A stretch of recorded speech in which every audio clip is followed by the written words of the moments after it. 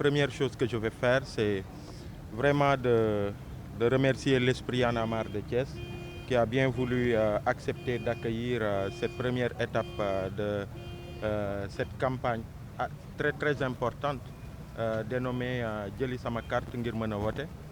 Une campagne qui a été lancée hier à Dakar, dans les quartiers de Pikine et Guédiawaye.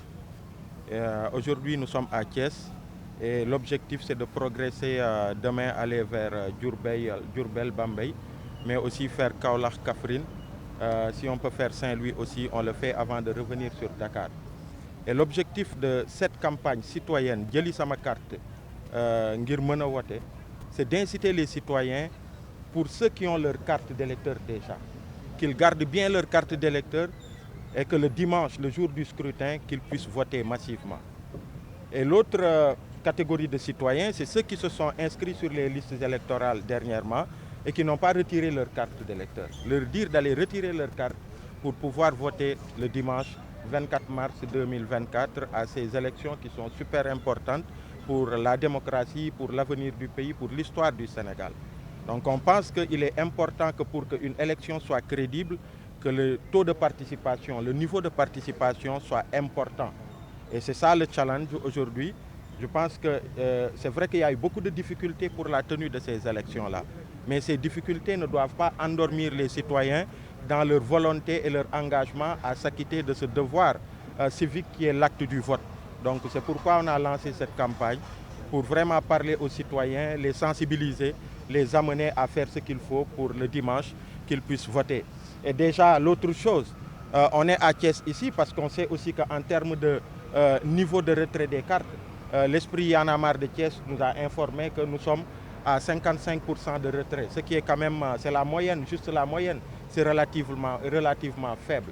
Et pour qui connaît Thiès, on sait quand même qu'en termes de pôle électoral qui regorge en fait en termes de nombre d'électeurs, c'est important au niveau national. Donc c'est pourquoi on a pensé qu'il était important de venir à Thiès, de commencer par ici et de pouvoir parler aux populations. C'est vrai qu'il y a des alertes qui inquiètent par rapport à la carte électorale, par rapport à des habits provisoires, par rapport à des bureaux fictifs.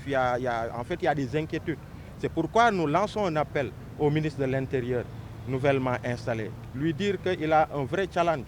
Le challenge de pouvoir organiser au sortir de tout ce tourbillon qu'il y a eu, avec le report des élections et tout ce qu'il y a eu comme manifestation des citoyens et même des morts qu'il y a eu, qu'aujourd'hui il hérite du ministère de l'Intérieur et organiser ces élections-là. Nous l'avons à l'œil et en tout cas, la société civile et même la classe politique se donnent les moyens de pouvoir contrôler ce scrutin-là. D'importants dispositifs vont être mis en place par des organisations comme Y en a marre, le F24 et même d'autres forces de la société civile. Mais la classe politique aussi fera le nécessaire pour contrôler ce scrutin.